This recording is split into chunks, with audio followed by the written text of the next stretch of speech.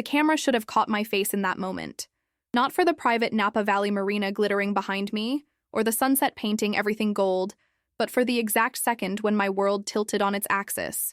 In one trembling hand, I clutched a half-empty glass of wine, the same expensive vintage served at my sister's birthday celebration. In the other, a wrinkled piece of paper with 7 digits that would change everything. My name is Jessica Blake, and 3 days ago, I was publicly humiliated by one of the most powerful men in California tech. Today, a stranger in an impeccable gray suit just offered me revenge. "You don't know me," he had said moments earlier, his voice carrying the weight of old grievances. "But I know him. Nicholas Van Allen has ruined more lives than you can count. And what he did to you? He's about to pay dearly." I stared at the marina now, watching the gentle rocking of multi-million-dollar yachts, those floating temples of wealth where I'd stood frozen in shame just days before. The memory still burned. Nicholas Van Allen raising his glass, fixing those cold eyes on me, and making sure everyone knew I didn't belong. But let me start at the, beginning. I wasn't supposed to be on that yacht. I was only there because my sister Lauren had begged me to come.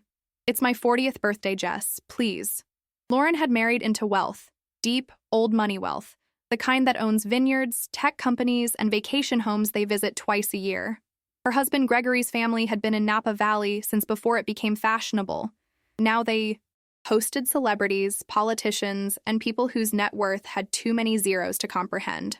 I, meanwhile, had just lost my job at Stellaris Catering, the high-end company that served these very parties. The reason? Vanessa Van Allen, Nicholas's entitled niece, claimed I'd stolen her diamond bracelet during a gala. I hadn't even served her table. But when you're worth billions, your word becomes gospel. And my boss didn't hesitate to fire me on the spot. "Come anyway," Lauren had insisted. "Dress nice. Nobody will even remember." But some people have excellent memories, especially for faces they consider beneath them. I borrowed a dusty blue dress from a friend, dusted off my only pair of heels, and tried to smile for the photographers as I boarded the yacht. The party was obscenely extravagant. Vintage wine flowing like water, sushi flown in from Tokyo, a live jazz band playing softly in the background. I recognized some of the waitstaff, former colleagues who averted their eyes when they saw me. "Jessica," Lauren embraced me, champagne glass in hand. Her hair was perfectly styled. Her designer dress probably cost more than 3 months of my rent. "I'm so glad you came." "Wouldn't miss it," I lied, feeling the weight of eyes on my back. For the first hour, I managed to blend in. I made small talk with distant acquaintances, nodded politely at inside jokes I didn't understand, and kept to the edges of conversations about vacation homes and private schools. Then Gregory appeared at my side, looking uncomfortable. "My father's business partner just arrived," he whispered. "Nicholas Van Allen. Try to, keep a low profile." I nodded, understanding immediately. Nicholas Van Allen was a tech mogul whose reputation for ruthlessness matched his genius for investments. He'd turned a small software company into a conglomerate that now controlled everything from streaming services to biotech. And he was Vanessa's uncle, the man whose niece had cost me my career. The evening progressed, and I started to relax. Maybe this wouldn't be so bad after all.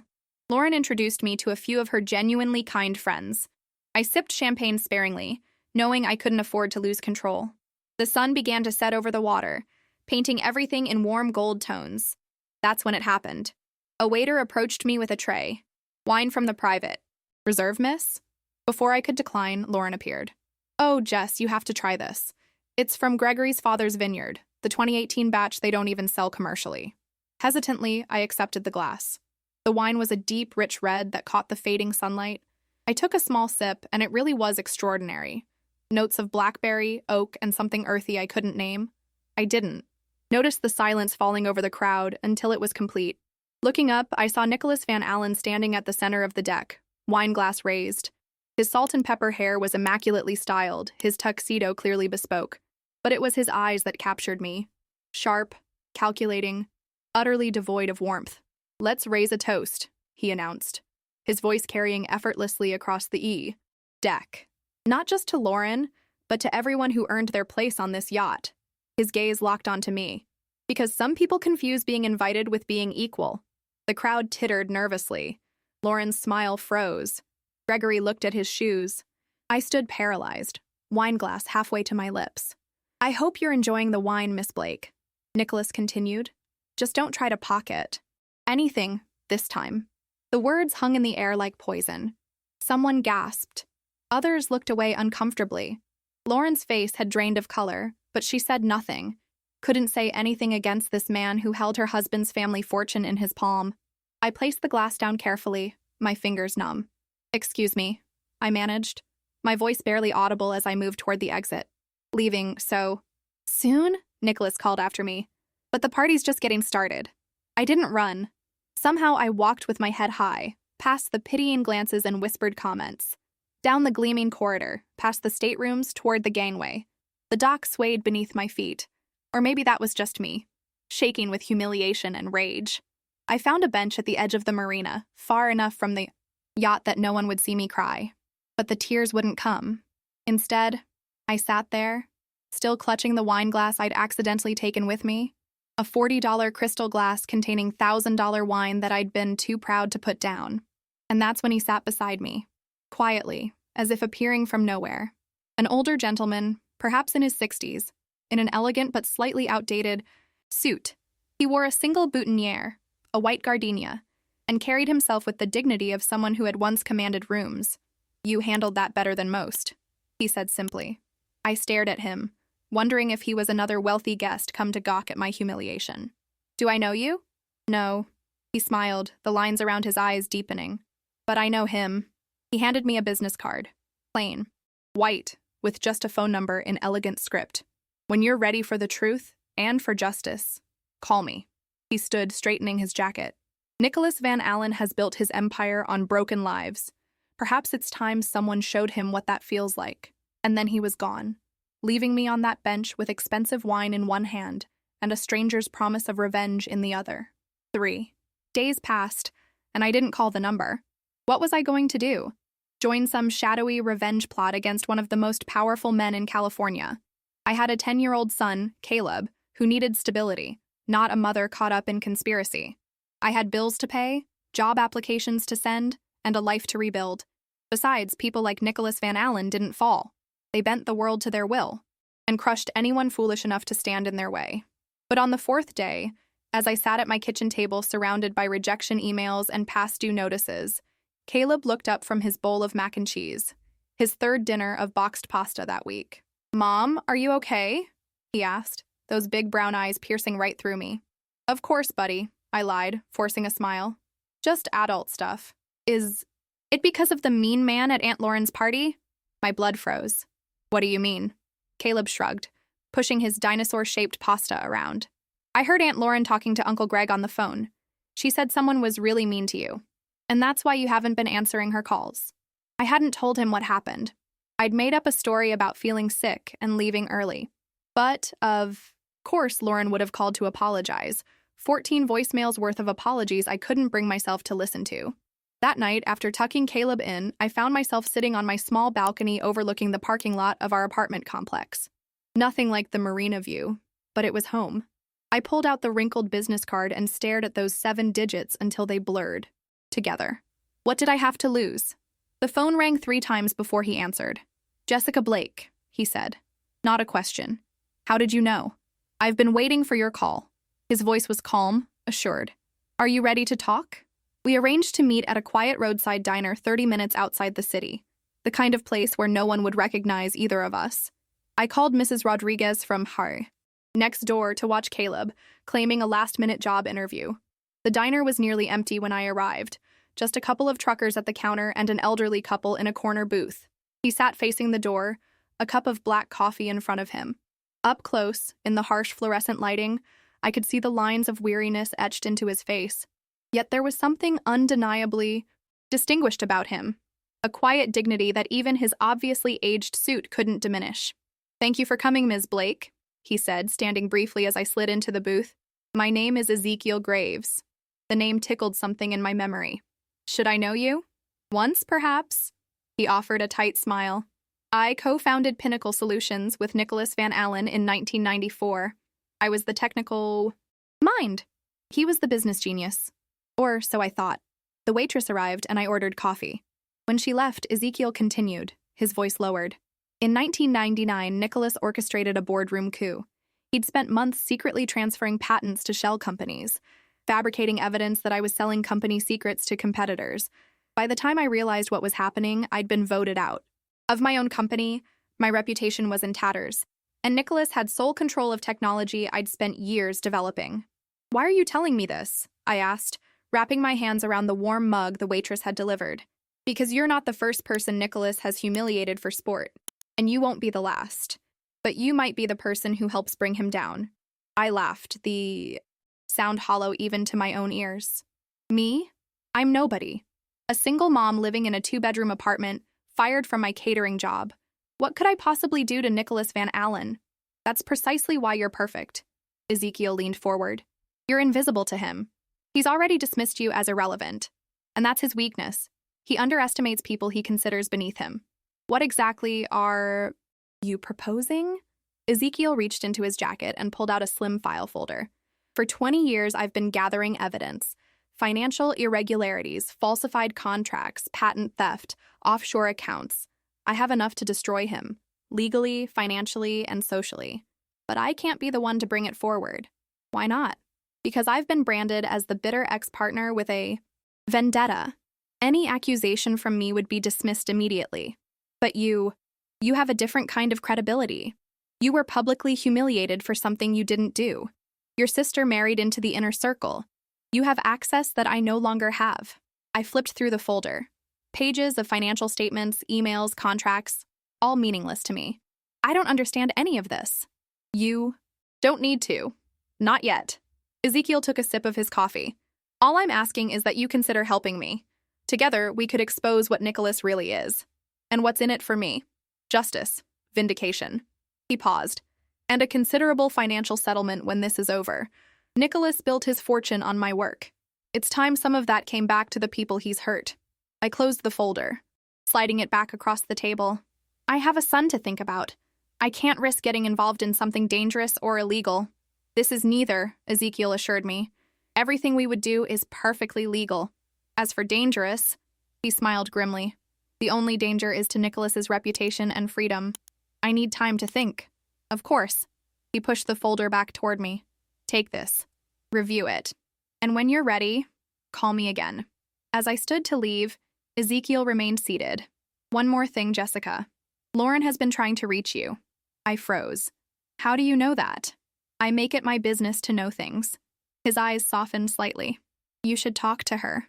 She might be more valuable to us than you realize." "Us?" "There is no us yet."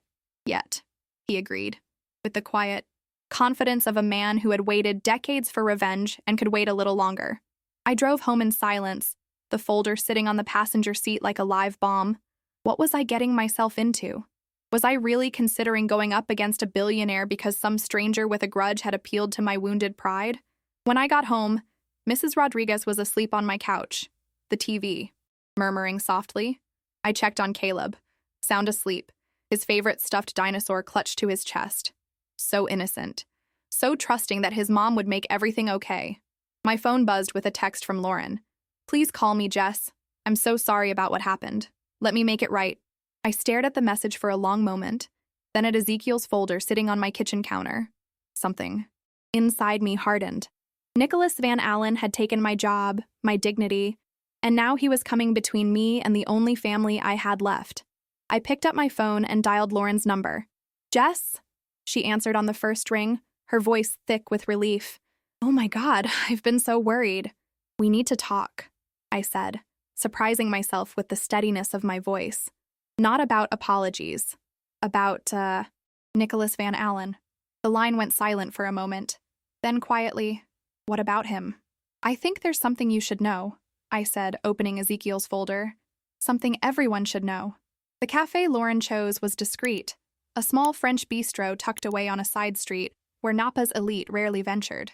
She was already seated when I arrived, sunglasses hiding her eyes despite the dimly lit interior, a silk scarf wrapped around her hair.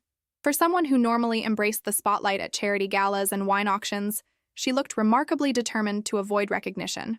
"Thank you for meeting me," she said, reaching across the table to squeeze my hand. "I've been sick about what happened.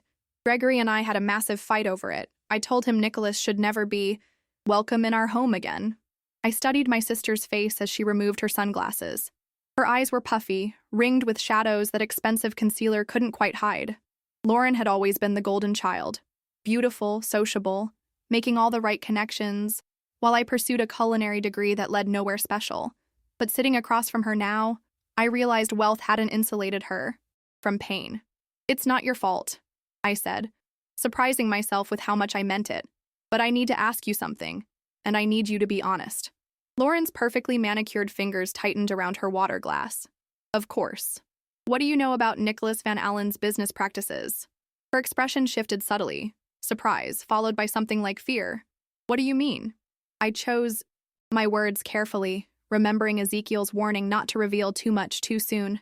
"I've heard rumors that not everything is above board, that he's hurt people to get where he is."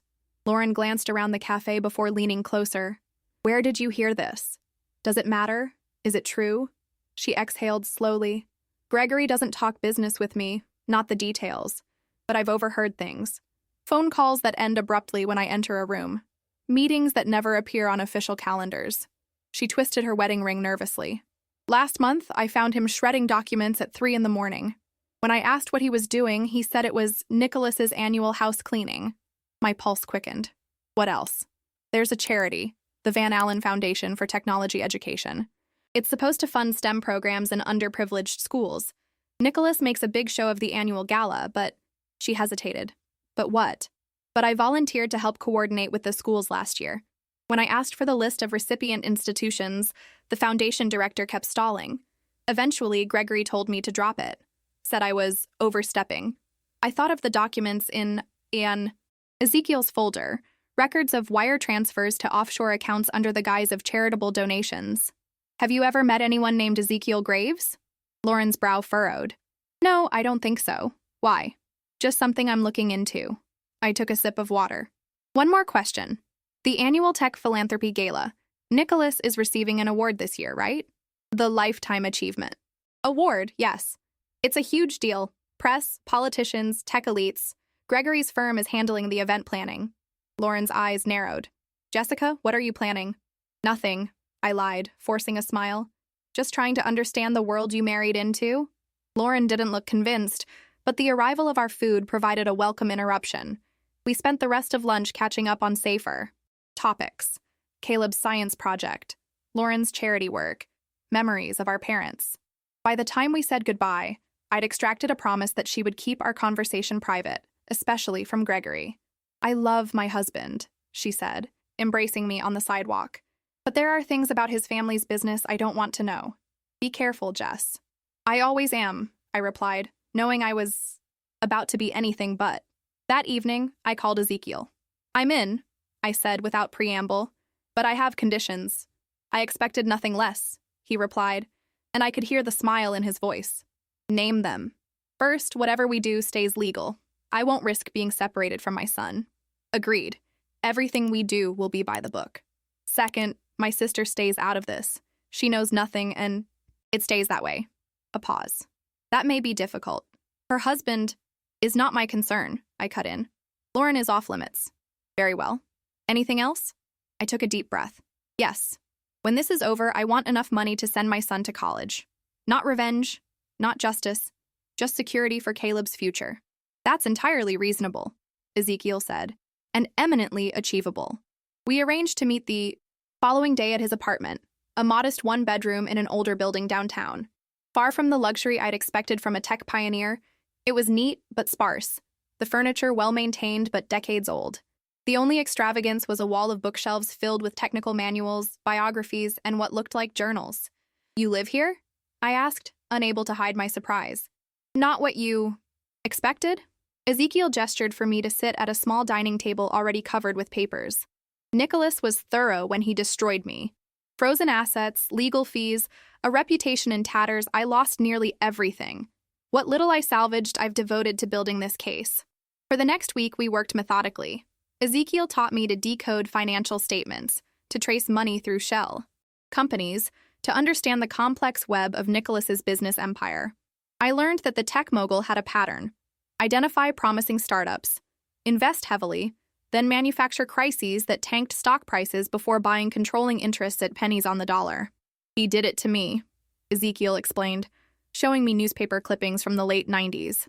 Then to Robotech in 2005, Neurosync in 2010, Quantum Solutions in 2018. Always the same playbook. But how has no one caught on? I asked, poring over the documents. Fear, money, NDAs with ruinous penalties, and most importantly, Ezekiel tapped a file labeled Political Contributions, Friends in High Places. The more I learned, the more my initial hesitation gave way to determination. This wasn't just about my humiliation anymore. Nicholas Van Allen had destroyed lives, crushed innovations that could have helped people, all to expand his empire. We need someone on the inside, I said one evening, rubbing my tired eyes.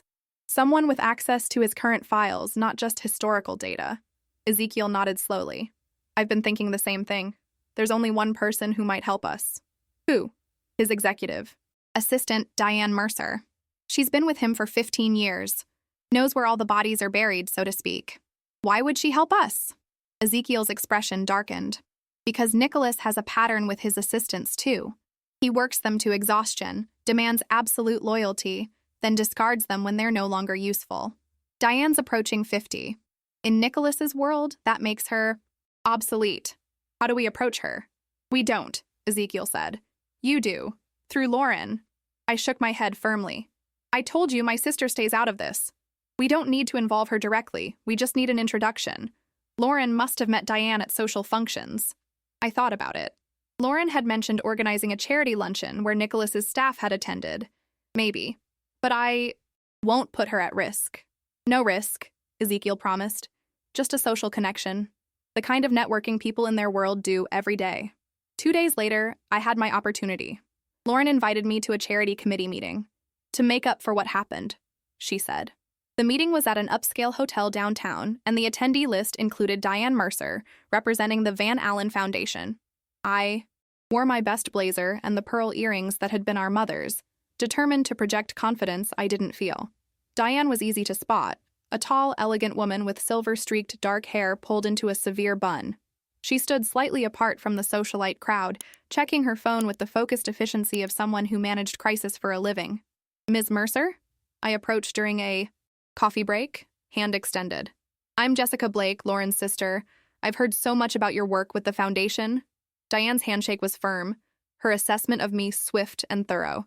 Ms. Blake, yes, I believe we've met before. I don't think so, I said, momentarily thrown. At the marina. You were holding a very expensive glass of wine. Her tone was neutral, but her eyes were sharp. Nicholas can be unkind when he feels threatened. Threatened? By me? I almost laughed. By anyone who doesn't fit his worldview. She glanced around to ensure no one was listening. Your sister mentioned you were looking for work. I might have something suitable if you're interested. Something discreet. My heart raced. Was this a trap? Or was Ezekiel right about Diane being ready to turn? I'm always interested in opportunities, I said carefully. Diane handed me a business card. Unlike Ezekiel's plain one, this was embossed with the Van Allen Foundation logo. Call my private line tomorrow, after 6. As she walked away, I noticed something I hadn't seen before. A slight limp, carefully disguised by her confident stride. Later, I asked Lauren about it. Oh, that was awful, Lauren whispered. She fell down the stairs at Nicholas's office last year. Broke her hip. The rumor is she'd threatened to quit, and they had an argument right before it happened. Are you saying he pushed her? Lauren looked around nervously. I'm not saying anything, but Diane used to be his biggest defender. Now she just looks tired. That night, I showed Ezekiel the business card. She approached me, mentioned something discreet. His eyebrows rose. That's unexpected, and potentially very useful. Or dangerous, I countered. What if it's a setup? What if Nicholas suspects something and is using her to trap us? Possible, Ezekiel conceded, but unlikely. Nicholas believes himself untouchable, beyond suspicion or consequence. That's his greatest weakness. He pushed the card back toward me. Call her, but be careful what you reveal. I nodded, a plan forming in my mind. I think I know exactly what to say. The phone rang 5 times before Diane answered. Mercer speaking. It's Jessica Blake, I said. My mouth dry despite the script Ezekiel and I had rehearsed. About the opportunity you mentioned. Yes. Her voice was crisp, professional. Are you free to meet? Tomorrow evening? There's a bookstore cafe on Maple Street. Books and Brew. 7 o'clock. I'll be there. Come alone, she added, then hung up. I spent the next day alternating between anxiety and determination. What if this was a trap? What if Nicholas himself showed up? But deeper than these fears ran a current of resolve. I thought of Caleb eating boxed mac and cheese, of the stack of rejection letters, of the way Nicholas had looked at me on that yacht, like I was something to be scraped off his shoe. Books and Brew was nearly empty when I arrived. A few students hunched over laptops, a couple browsing the travel section. Diane sat in the far corner, a paperback open in front of her, though I doubted she was reading. She wore casual clothes, jeans, and a sweater, looking nothing, like the polished executive from the charity meeting. Thank you for coming, she said as I sat across from her. No preamble, no small talk. Your message was intriguing, I replied, though I'm curious why Nicholas Van Allen's right hand would offer me, of all people, a job. Diane closed her book. Because you have something I need. Which is? Access to Ezekiel Graves. My blood froze. How could she know? We'd been so careful. I kept my expression neutral, years of service industry experience helping me mask my shock. I'm not sure who you're talking about. Please don't insult my intelligence, Ms. Blake. Diane's eyes flicked to the window, then back to me. I've worked for Nicholas for 15 years. I know exactly who visited your apartment last Tuesday. I know you've met at Crossroads Diner and at his residence multiple times since then. My mind raced. Were we being followed? Had my apartment been watched? Diane seemed to read my thoughts. There's a security system in the Van Allen building that automatically logs the license plates of every car that passes. Ezekiel's old Honda has triggered alerts 3 times this month. She leaned forward. Nicholas doesn't... No, I've been deleting the alerts. Why would you do that? Because it's time. She pulled a flash drive from her pocket, sliding it across the table. This contains internal documents from the last 5 years, financial records, email exchanges, meeting minutes that were never officially recorded. Nicholas has been systematically looting his own charitable foundation to fund a network of offshore accounts. I stared at the flash drive, afraid to touch it. Why are you giving this to me? Diane's composed facade cracked slightly, revealing a glimpse of raw pain. Last year, I confronted Nicholas about funds being diverted from a program meant to provide technology education in low-income schools. 2 hours later, I fell down a flight of stairs. Her fingers tapped her thigh, unconsciously. The doctor said I was lucky. A broken hip, some nerve damage. I could have broken my neck. He pushed you, I whispered. There were no witnesses, no cameras in that stairwell. Convenient, isn't it? Bitter irony laced her words. I spent 6 weeks in recovery, during which time Nicholas hired a temporary assistant. 25, former model, spectacularly efficient. When I returned, half my responsibilities had been permanently reassigned to her. I'm sorry, I said, meaning it. I don't want your sympathy, I want justice. Diane nodded at the flash drive. That's why I'm giving you this, but I need something in return. What? Immunity. When this all comes crashing down, and it will, I need guaranteed protection from prosecution. I've been complicit for years. Signing documents I knew were fraudulent, arranging meetings with government officials that were essentially bribes disguised as consultations. I hesitated. I'm not sure I can promise that. Ezekiel can. He has connections with the Securities and Exchange Commission. With the right evidence and a compelling witness, me, they'll cut a deal. She was right. Ezekiel had mentioned a former colleague, who now worked for the SEC's Enforcement Division. I'll talk to him, I agreed. One more thing, Diane said, standing to leave. The Tech Philanthropy Gala is in 3 weeks. Nicholas will be receiving his Lifetime Achievement Award with full media coverage. If you're planning something, that would be the moment. After Diane left, I sat alone, staring at the flash drive. It felt dangerous, just having it in my possession, like carrying a live grenade. Part of me wanted to walk away, to protect Caleb and myself from whatever storm was coming. But a stronger part remembered Nicholas's smirk as he humiliated me, remembered Diane's limp, remembered Ezekiel's quiet dignity, despite having lost everything. I took the flash drive to Ezekiel that same night. He spent hours reviewing its contents, occasionally letting out a low whistle or murmuring, "Gotcha. This is it," he said finally, looking up with the first genuine smile I'd seen from him. With Diane's testimony and these documents, we can bring him down. How do we proceed? Carefully. First, I need to contact my friend at the SEC. Then we need media coverage. Someone who can't be bought or intimidated. I might know someone, said, thinking of a journalist who'd written a series on corporate corruption last year. Lauren had mentioned meeting her at a press dinner. Good. But most importantly, Ezekiel's eyes gleamed with anticipation. We need to be at that gala. How? Security will be tight and I'm hardly on the guest list. Leave that to me. Ezekiel opened his laptop. Nicholas isn't the only one with, connections. For the next 2 weeks, we worked relentlessly. Ezekiel arranged a confidential meeting with his SEC contact, who reviewed our evidence and agreed to open an investigation, but needed time to build a case. The journalist I contacted, Sophia Chen, was initially skeptical, but became increasingly interested as I shared redacted portions of our documents. This is potentially explosive, she said during our second meeting, but I need verification, independent sources. You'll have them, I promised. At the gala. Meanwhile, Lauren called regularly, concerned by my sudden busyness. You're never home anymore, she complained. And Mrs. Rodriguez said you've been coming back late every night. Have you met someone? Something like that, I hedged. I'll tell you everything soon. I promise. The hardest part was maintaining normalcy for Caleb. I helped with homework, attended his school science fair, made pancakes on Saturday mornings, all while preparing to detonate a bomb in the heart of Silicon Valley's elite. 3 days before the gala, we finalized our plan. Sophia would attend as press. Diane would ensure certain documents were accidentally included in the press packets. And I would be there to confront Nicholas personally. Are you sure about this? Ezekiel asked as we reviewed the plan one last time. Once we start this, there's no going back. I thought of Caleb asking if I was okay, of Lauren trapped in a world built on lies, of all the people Nicholas had stepped on to build his empire. I'm sure, I said, with a certainty that surprised even me. It's time someone showed Nicholas Van Allen what it feels like to be humiliated. The night before the gala, I received a package. Inside was a floor-length black gown, elegant in its simplicity, with a note in Ezekiel's handwriting. For tomorrow, enter with your head high. I tried it on, startled by my reflection. The woman in the mirror looked confident, purposeful. Nothing like the humiliated, caterer who had fled a yacht party in shame. As I smoothed the fabric, my phone buzzed with a text from an unknown number.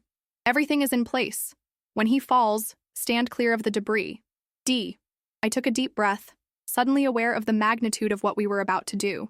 Tomorrow, Nicholas Van Allen would receive his Lifetime Achievement Award. And if our plan worked, it would be the last award he ever received. The grand ballroom of the Fairmont Hotel glittered like a diamond mine. Crystal chandeliers, champagne flutes catching the light, the flash of jewelry worth more than my annual salary. I stood at the entrance, invitation in hand, heart hammering against my ribs. Name, please? The attendant smiled professionally, tablet poised. Jessica Blake. I held my breath, half expecting alarms to sound. Instead, she nodded pleasantly. Welcome, Ms. Blake. You're at table 14. I glided into the ballroom, the black dress moving like liquid shadow around me. The gown Ezekiel had sent fit perfectly, conservative enough to blend in, elegant enough to command respect. I'd pulled my hair into a simple updo and borrowed a pair of pearl drop earrings from Lauren, who still had no idea what I was planning. You came. Diane materialized at my elbow, resplendent in midnight blue, her professional mask firmly in place. No one watching would guess she was about to help topple her boss's empire. Nicholas is in the VIP lounge with the board members. They'll be seated in 20 minutes. Is everything ready? I murmured, accepting a champagne flute from a passing waiter. The modified press packets are in place. Your journalist friend received hers personally. Diane's eyes scanned the room. Ezekiel? Coming separately. He'll be at table 20. Good. She handed me a small earpiece, disguised as a pearl hairpin. Put this in when you go to the restroom. We'll be able to communicate. I nodded, tucking it into my clutch. And the SEC? 2 agents. Present, posing as technology correspondents from the Chronicle. Table 8. Diane's phone buzzed. She glanced at it, her expression tightening. He's coming. Remember, wait for the signal. She disappeared into the crowd just as the room's energy shifted. Nicholas Van Allen had entered, and like planets orbiting a sun, the guests realigned themselves to acknowledge his gravity. He looked immaculate in a tailored tuxedo, silver hair gleaming under the chandeliers, his signature crimson pocket square providing the only splash of color. Beside him walked a younger woman, the new assistant, I presumed, and trailing behind came his entourage of executives and sycophants. I retreated to the edges of the room, watching as Nicholas worked the crowd. A handshake here, an air kiss there, the practiced charm of a man accustomed to adoration. No one would guess that beneath that polished exterior lurked a predator who destroyed lives for sport. Jessica. I turned to find Lauren, stunning in emerald green, her expression a mixture of surprise and concern. "What are you doing here?" "I was invited," I said, which wasn't exactly a lie. "By whom?" She lowered her voice.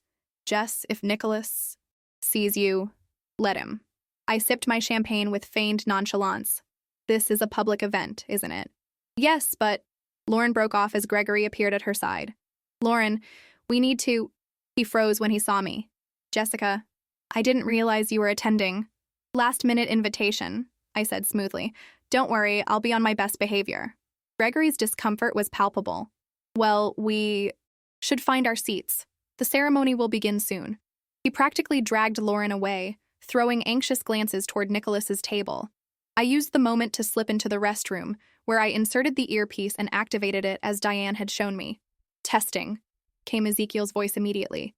"Can you hear me, Jessica?" "Clearly," I murmured, checking to ensure I was alone. "Sophia has the, documents. She's reviewing them now. The SEC agents are in position." His voice carried the tension of 20 years of waiting. "Are you ready?" I stared at my reflection, cheeks flushed, eyes bright with purpose. "Ready?" When I returned to the ballroom, guests were finding their seats. Table 14 was positioned with a perfect view of the stage. Diane's doing, no doubt. I recognized a few faces. At my table, minor executives from tech firms, a university dean, a venture capitalist I'd once served at a fundraiser. None acknowledged me beyond polite nods. The lights dimmed. A spotlight illuminated the podium as the master of ceremonies, a well-known television personality, took the stage. "Ladies and gentlemen, welcome to the annual Tech Philanthropy Gala, where we celebrate those who use their success to make our world a better place." Irony tasted bitter on my tongue as the audience applauded. Nicholas sat at the central table, holding court like a king among courtiers. Before we present our Lifetime Achievement Award, we have a few words from the Executive Director of the Van Allen Foundation for Technology Education.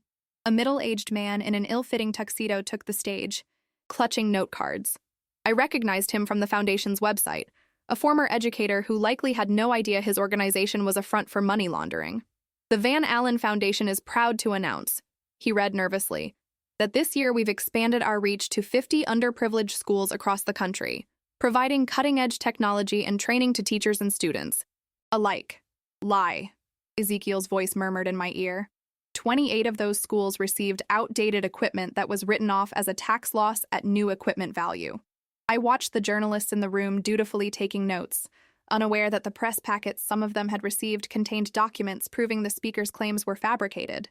Sophia Chen, seated with the press, contingent, was already frowning at her tablet, clearly seeing the discrepancies. The executive director finished his speech to polite applause, and the MC returned to the podium. And now, the moment we've all been waiting for. To present our Lifetime Achievement Award, please welcome Gregory Hamilton, CEO of Hamilton Events and longtime associate of our honoree.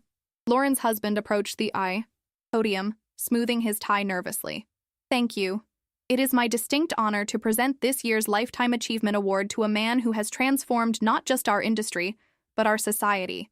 From humble beginnings, he built an empire based on innovation, determination, and vision." As Gregory continued his flowery introduction, I saw movement at the press table. Sophia was showing something to her neighbor, one of the disguised SEC agents, who was examining it with growing interest. "It's starting," Diane's voice came through the earpiece. "And so," Gregory concluded, "it gives me great pleasure to present the Lifetime Achievement Award to my mentor and friend, Nicholas Van Allen." The audience rose in a standing ovation as Nicholas approached the stage, accepting the crystal trophy with practiced humility. As he took the podium, I slipped my hand into my clutch, fingers closing around the small remote trigger Ezekiel had given me. "Thank you, Gregory, for that generous introduction." Nicholas's voice filled the ballroom, smooth as aged whiskey. "And thank you to the committee for this tremendous honor. When I founded my first company 30 years ago, I never imagined standing here tonight." Now, Ezekiel whispered in my ear. Press it now. I hesitated, finger hovering over the button. This was the moment, the culmination of weeks of planning, of Ezekiel's years of waiting. Once I pressed this button, there would be no going back. I thought of Caleb, of the future I wanted for him. A future where powerful men couldn't destroy lives without consequences, where truth mattered more than money. I pressed the button. Instantly, the massive screens flanking the stage, intended to show a congratulatory video about Nicholas's career, flickered and changed. Instead of the sanitized corporate biography, they displayed internal emails between Nicholas and offshore bankers, foundation financial statements with highlighted discrepancies, and most damning of all, security. Footage from the stairwell where Diane had fallen. The grainy video clearly showed Nicholas and Diane arguing, then his hand shoving her backward through the door, her terrified face as she lost her balance. His expression, not shock or concern, but cold calculation as he walked away, leaving her crumpled at the bottom of the stairs. The ballroom erupted in gasps and murmurs. Nicholas froze at the podium, the crystal award still in his hand, his face a mask of shock that quickly morphed into fury. "What is the meaning of this?" he demanded, looking off stage. "Shut it down, now!" But the technical staff seemed paralyzed, staring at the screens in horror as more documents appeared. Evidence of patent theft, of market manipulation, of strategic character assassination of competitors. Nicholas's gaze swept the room, searching for the culprit. When his eyes found mine, I didn't flinch. I stood, glass in hand, and raised it in a silent toast, an echo of his gesture on the yacht when he'd humiliated me. "Security!" he barked into the microphone. "Remove those screens and find whoever is responsible for this fabrication." "Not fabrication, Nicholas." Diane stood now, her voice carrying clearly across the stunned room. "Truth, and there's more where that came from." As if on cue, journalists throughout the room were discovering additional documents in their press packets. Phones were out, cameras flashing, the story unfolding in real time across social media. The two SEC agents approached the stage, badges now visible. "Mr. Van Allen, we'd like to ask you some questions regarding these allegations." Nicholas's face contorted with rage. "This is preposterous. I won't stand for it." He turned to Gregory, who looked ashen. "Did you know about this? Was this your doing?" No, Gregory stammered. "I had no idea." "Liar!" Nicholas hurled the crystal award to the floor where it shattered spectacularly. "You're all liars. This is a conspiracy, a witch hunt." As the security guards rushed forward and the SEC agents closed in, the ballroom descended into chaos. Guests rose from their seats, some fleeing, others crowding forward for a better view of the downfall unfolding before them. Through it all, I remained standing, watching as the empire Nicholas had built on broken lives began to crumble around him. "It's done," Ezekiel's voice said softly in my ear. "After all these years, it's finally done." And in that moment, surrounded by the glittering debris of Nicholas Van Allen's reputation, I felt no triumph, no vindication, only a profound sense of justice finally served. The aftermath unfolded like a fever dream. Security escorted Nicholas from the ballroom, not gently. The SEC agents followed, already reading him his rights. Journalists swarmed, cameras flashed, and the carefully orchestrated gala disintegrated into what would become front-page news by morning. I stood motionless in the chaos until Lauren reached me, her face pale with shock. "Did you—" She couldn't finish the question, eyes wide with disbelief. "Not alone," I admitted. "But yes. Why didn't you tell me?" Her voice trembled between anger and awe. "To protect you."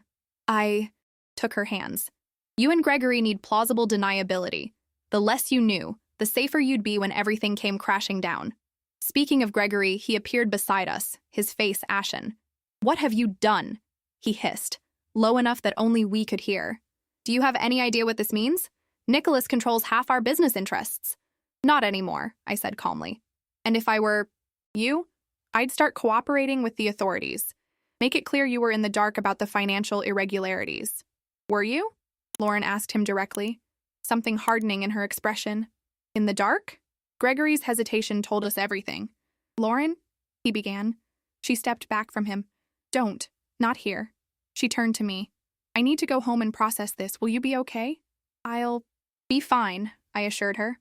"Go. We'll talk tomorrow." As Lauren left with a shell-shocked Gregory, Ezekiel appeared at my side, looking oddly diminished now that his 20-year quest had reached its conclusion. "We should leave," he murmured. "The media will be looking for the source of the leak. Better if we're not here when they start asking questions." We slipped out a side entrance just as police arrived. Outside, the cool night air felt cleansing after the perfumed intensity of the ballroom. Diane was already waiting by a taxi. "The SEC has everything they need," she said without preamble. "I'm meeting with them tomorrow morning to give my official statement." "What happens now?" I asked. "Now?" Ezekiel smiled thinly. "Now the legal system does what it should have done decades ago. Nicholas will face charges for securities fraud, tax evasion, misuse of charitable funds, and assault at minimum. His companies will undergo forensic auditing. His board members will scramble to distance themselves. And you?" I looked at the man who had orchestrated this elaborate revenge. "I have a meeting with patent attorneys next week," he said. "There's technology I developed that might finally see the light of day." He handed me an envelope. "This is for you, for Caleb's future, as promised." Inside was a cashier's check with more zeros than I'd ever seen. I nearly dropped it. "I can't accept this." "You can, and you will," Ezekiel insisted. "It's not even a fraction of what Nicholas stole from me. Consider it payment for services rendered, and compensation for what you suffered." "He's right," Diane added. "Take it, Jessica. There will be legal battles ahead.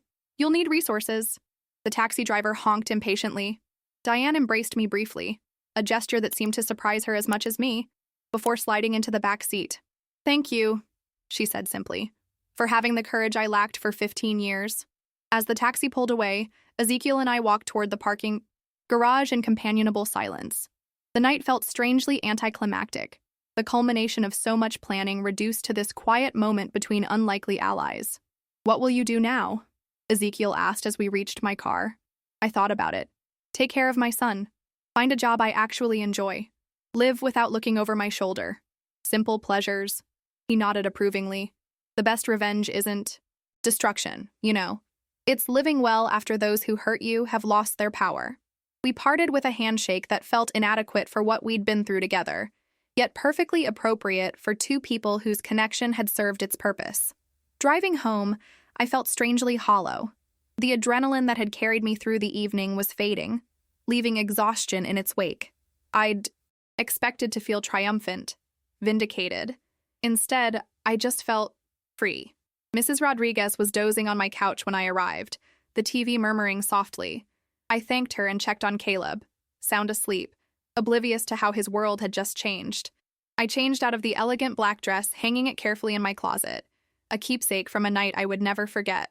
My phone was already buzzing with notifications, news alerts, messages from unknown numbers, Lauren calling again and again.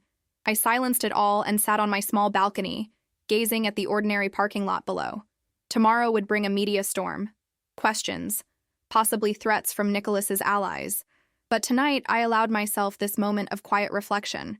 The next morning broke with my face splashed across news sites and television screens. "Whistleblower exposes tech mogul's fraud," the headlines blared. Some outlets had already pieced together my connection to Nicholas, the catering job, the yacht party humiliation, my sister's marriage into his circle. Caleb stared at the television in our living room wide-eyed. "Mom? That's you. You're famous." "Not famous, buddy," I corrected gently. "Just caught in the middle of something important." "Did you help catch a bad guy?" His eyes shone with the simple moral clarity of childhood. I considered how to explain. "I helped make sure someone who wasn't playing by the rules has to face consequences. Like when Mrs. Peterson makes Taylor sit out at recess when he pushes kids on the playground." Caleb nodded sagely. "Except for grown-ups." "Exactly." My phone rang. Lauren again. This time I answered. "Can you come over?" Her voice was rough, as though she'd been crying. "Please?" I found her alone in the sprawling Napa Valley house she shared with Gregory. The place felt cavernous, emptied of the confidence that usually filled it. "He knew," she said without preamble, pouring coffee with shaking hands. "Not everything, but enough.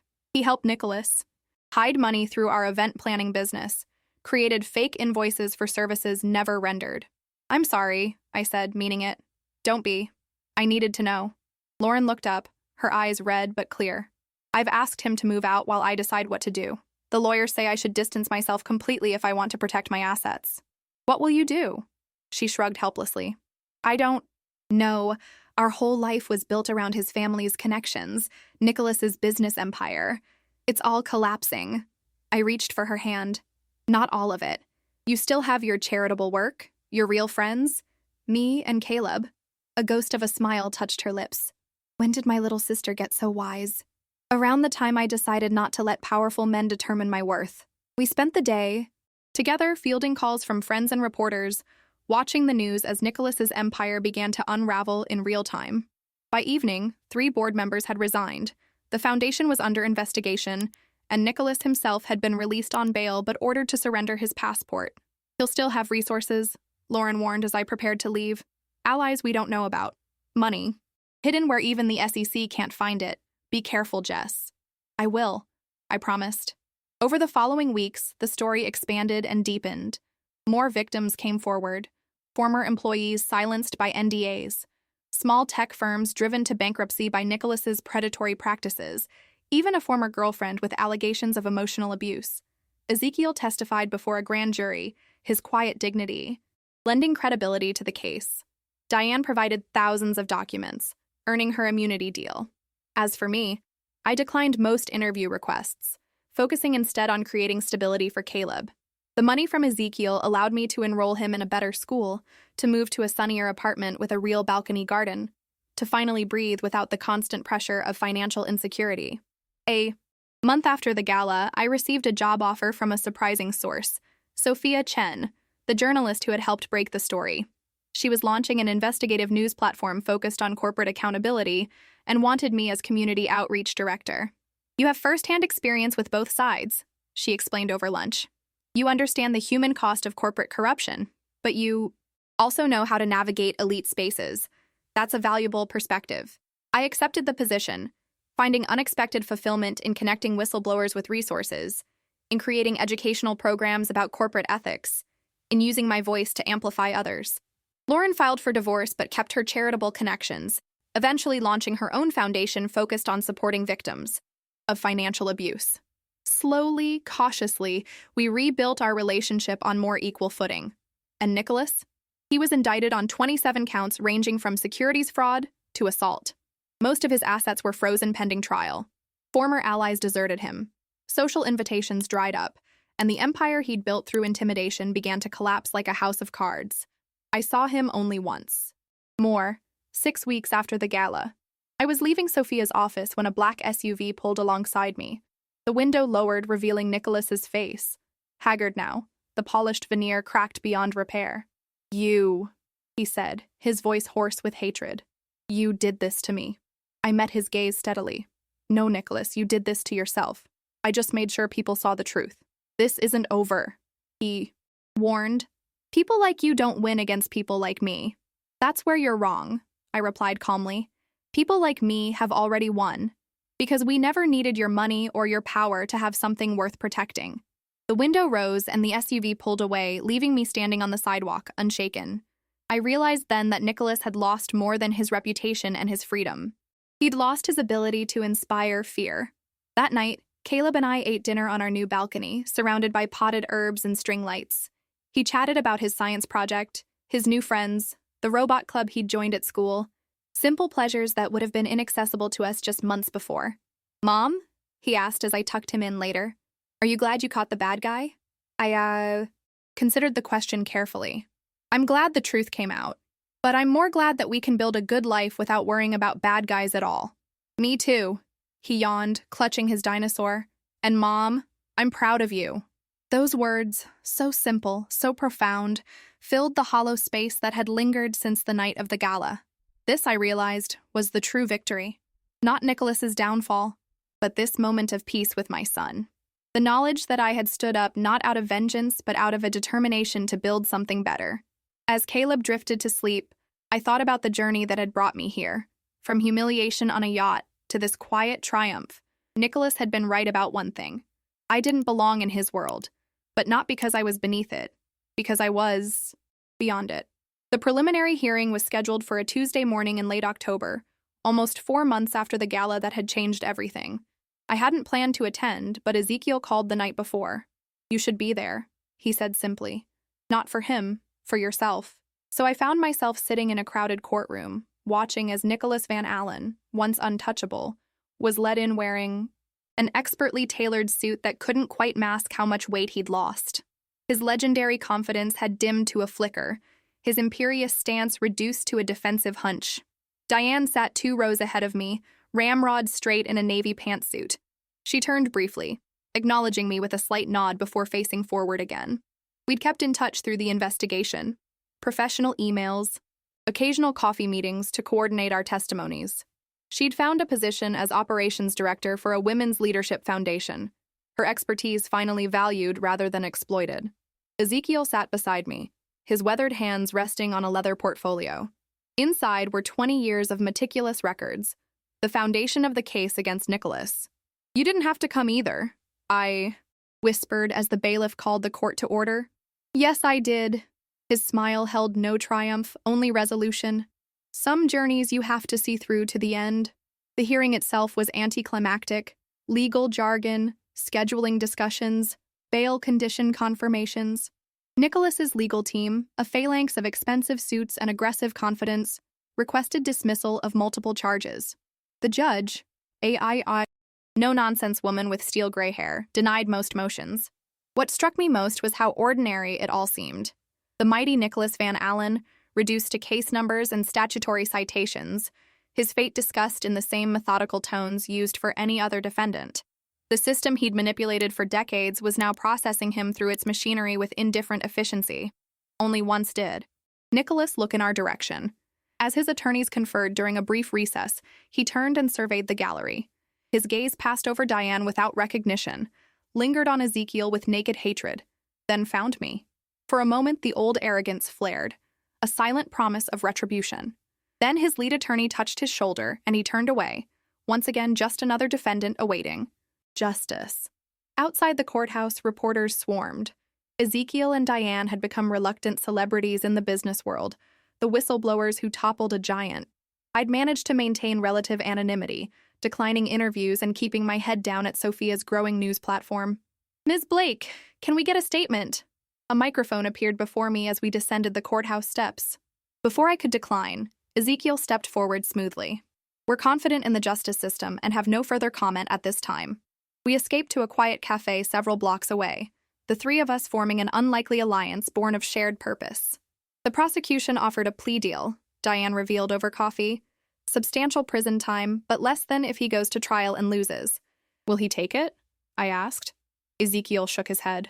Nicholas believes himself exceptional, exempt from consequences that apply to ordinary people. He'll fight to the bitter end, convinced he can still charm or intimidate his way out. His new legal team is aggressive, Diane added.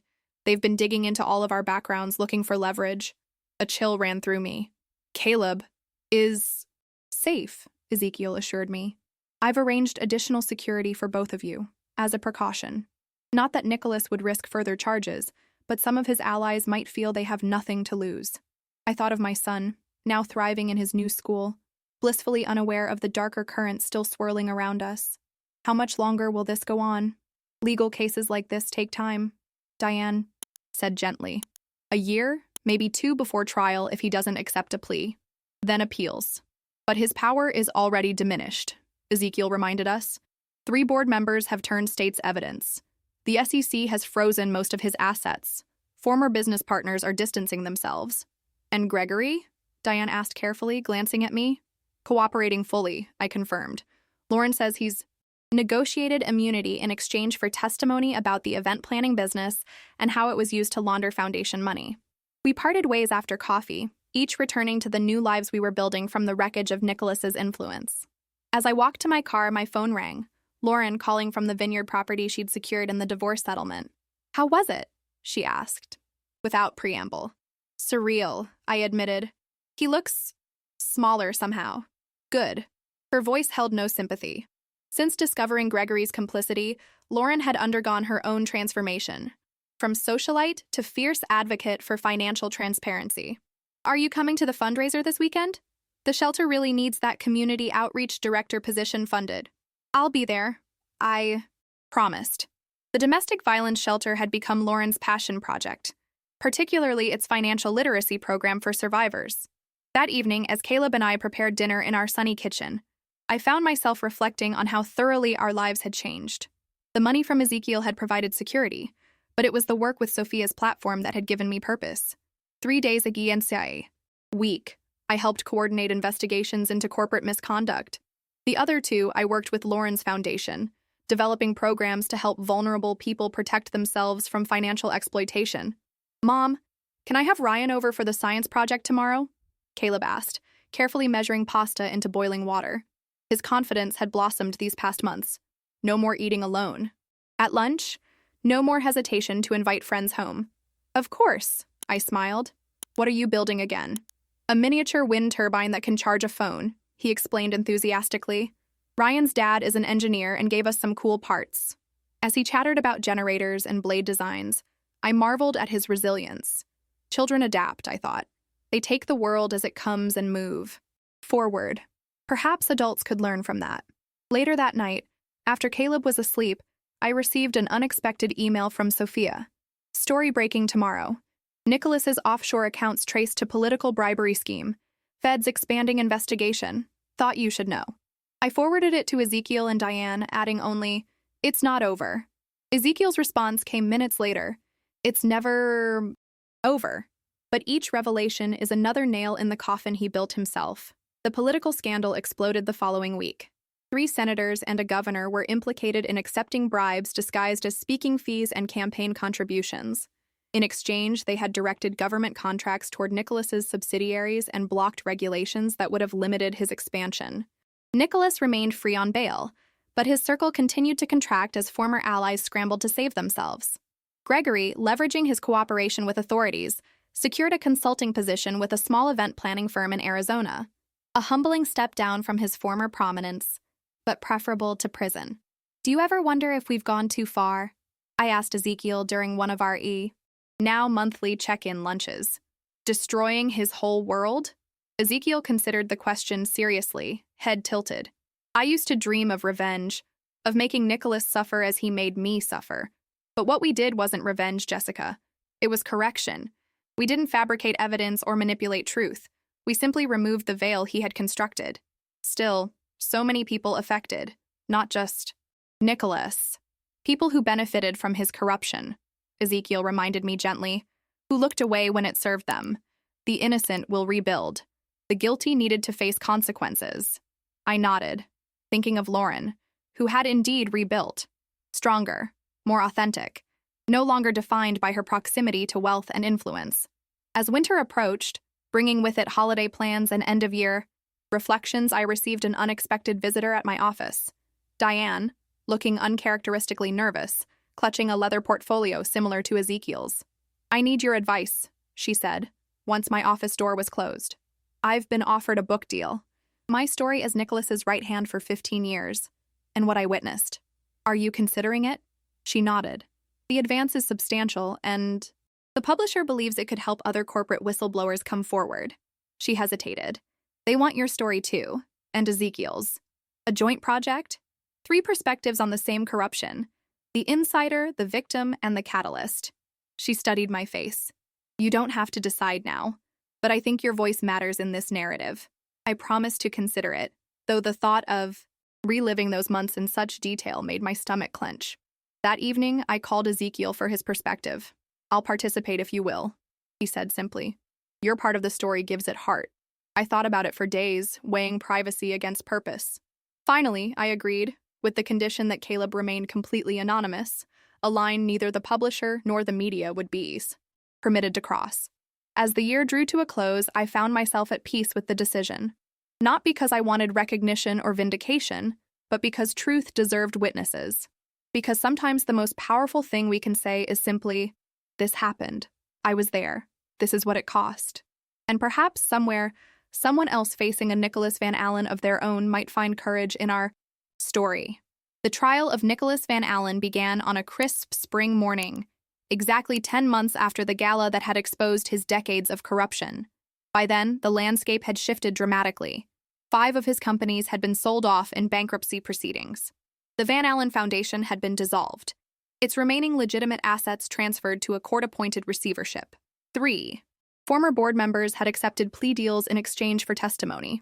I attended the opening statements with Ezekiel and Diane, the three of us now irrevocably linked in the public consciousness as the Van Allen whistleblowers, a moniker I still found uncomfortable. Our book, House of Lies, The Fall of a Tech Empire, had been published 2 months earlier to critical acclaim and brisk sales, further cementing our unlikely alliance.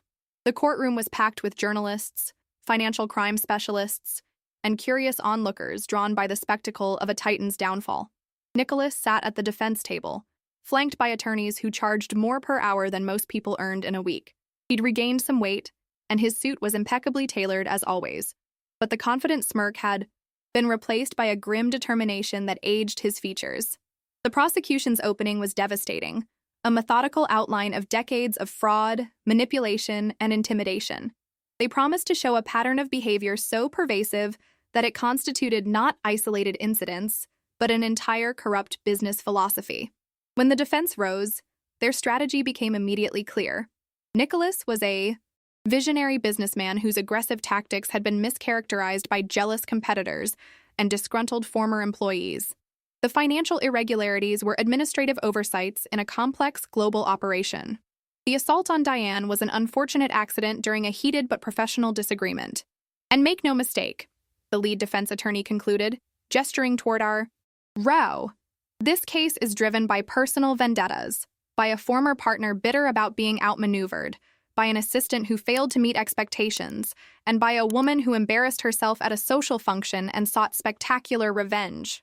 I felt Ezekiel stiffen beside me, but his expression remained impassive. We'd anticipated this line of attack. Character assassination was the last refuge of the indefensible. The trial stretched over 11 grueling weeks. Diane testified for 4 consecutive days, maintaining her composure even as defense attorneys tried to paint her as incompetent and vindictive. Ezekiel spent nearly a week on the stand, his technical expertise making it difficult for the defense to rattle him on the complex financial mechanisms Nicholas had employed. My own testimony lasted just 1 day, focusing on the specific incident with Vanessa's bracelet, the yacht humiliation, and how these connected to the broader pattern of intimidation Nicholas used to silence critics. "You expect this court to believe," the defense attorney asked incredulously, "that one of the world's most successful businessmen would concern himself with publicly humiliating a catering server?" "No," I replied evenly. "I expect this court to recognize that Nicholas Van Allen's habit of crushing people he considered beneath him, whether caterers or competitors, was precisely what enabled his corruption to continue unchecked for decades. Through it all, Caleb remained my center. Now 11, he understood enough to know his mother was involved in something important, but was mercifully insulated from the uglier details. Lauren had proven an unexpected source of stability, often watching him during my court appearances, incorporating him into the comfortable new life she'd built. By the time closing arguments concluded and the jury began deliberations, I felt hollowed out, emotionally and physically exhausted by the weight of the past year. Yet beneath the fatigue ran a current of quiet certainty. Whatever the verdict, we had already won the more important battle. Nicholas's empire was dismantled. His reputation was in tatters. The truth was public record. The jury deliberated for 9 days. When the verdict finally came, I sat between Ezekiel and Diane, our hands linked in a chain of shared purpose. Guilty on 21 counts, not guilty on 6 lesser charges. The judge scheduled sentencing for the following month. Outside the courthouse, reporters thrust microphones forward, shouting questions. For once, I didn't retreat. "Mr. Van Allen built his success by silencing those who stood in his way," I said, Ezekiel and Diane flanking me. "Today's verdict won't undo the damage he's caused to countless lives and innovations, but it sends a message that no one, no matter how wealthy or powerful, is above accountability." As we departed, I caught a glimpse of Nicholas being led to a waiting car, no longer in control of even his own movements. Our eyes met briefly. In his, I saw not remorse, but incomprehension. The fundamental inability to understand how he, Nicholas Van Allen, could possibly be held to the same standards as ordinary people. In that moment, I realized he would never truly understand what he had done wrong, and that perhaps was punishment enough. The sentencing came a month later. 18 years in federal prison, over $200 million in fines and restitution, lifetime ban from serving as an officer or director of any public company. Nicholas would appeal, of course, but few legal experts gave him much chance of significant reduction. Life gradually settled into a new normal. My position with Sophia's platform evolved into a leadership role overseeing corporate accountability investigations. Lauren's foundation expanded to 3 cities, helping survivors of both domestic and financial abuse rebuild their lives. Ezekiel finally brought his long-suppressed innovations to market through a startup incubator focused on ethical technology development. As for Diane, she found her voice as an advocate for corporate whistleblower protections, testifying before congressional committees and consulting with companies seeking to establish more transparent cultures. 1 year to the day after the gala, the 4 of us, Ezekiel, Diane, Lauren, and I, gathered at my apartment for a quiet dinner. Caleb was spending the weekends with a friend, giving us space to mark the anniversary in our own way. "I still can't believe it sometimes," Lauren said, swirling wine in her glass. A modestly priced Cabernet, nothing like the exclusive vintages that had once filled her cellar. "How differently everything turned out from what I imagined. Better or worse?" I asked, genuinely curious. She considered the question. "Different. Harder in some ways, but more real." She smiled ruefully. "I don't miss the parties, the constant social positioning. I do miss believing my husband was a good man." "You rebuilt," Diane observed. "We all did." Ezekiel raised his glass. "To rebuilding, not revenge." We clinked glasses solemnly, each lost momentarily in private reflection. "What about you, Jessica?" Ezekiel asked. "Any regrets?" Thought about the question carefully. I regret that Caleb had to see his mother caught up in something so ugly, but I don't regret standing up. I don't regret showing him that the truth matters. Later, after our guests had gone, I stood on my balcony, the same one where I'd once sat clutching Ezekiel's business card, terrified and determined in equal measure. The city lights sparkled below, ordinary lives unfolding in countless windows, lives untouched by Nicholas Van Allen's corruption or downfall. My phone buzzed with a text from Sophia. "Got a tip about irregularities at Morton Pharmaceuticals. Might be our next big story. You in?" I smiled, typing back, "Always." The work continued. Different powerful men, different corporations, same fundamental story. The belief that wealth conferred immunity from consequences. But something had shifted in the landscape. The Van Allen case had created hairline fractures in the edifice of untouchable privilege. More whistleblowers came forward. Regulators grew bolder. Journalists dug deeper. 2 months later, I received an unexpected letter. Plain envelope, prison return address, unfamiliar handwriting. Inside was a single sheet of paper with 3 sentences. "I understand now what you took from me. Not my money or my freedom, but my mythology. For that, I cannot forgive you." No signature, but none was needed. I folded the letter carefully and placed it in my desk drawer. Not as a trophy, but as a reminder that even the most powerful narratives can be rewritten when enough brave voices speak the truth. That weekend, as Caleb and I planted tomatoes on our balcony garden, he asked unexpectedly, "Mom, are you famous now?" Ryan's dad showed him our book in the store. I smiled, handing him another seedling. "Not famous, buddy. Just someone who helped tell an important story." "About the bad guy who got caught?" "About something bigger than that," I said, helping him pat soil around the delicate plant. "About how even ordinary people like us have the power to stand up for what's right." He nodded solemnly, then broke into a grin as he spotted the first tiny green tomato forming on last month's planting. Such simple joy in creation rather than destruction. And there, kneeling beside my son on a balcony garden built after the storm had passed, I finally understood the truth that Nicholas Van Allen never would. Real power isn't found in humiliating others or bending rules. It lives in the quiet dignity of standing firm when the world tells you to kneel, in the courage to speak truth regardless of consequences, and in the strength to rebuild without bitterness after the breaking. They humiliated me thinking I had no power. But the greatest power isn't money or yachts or headlines. It's knowing who you are and refusing to stay silent.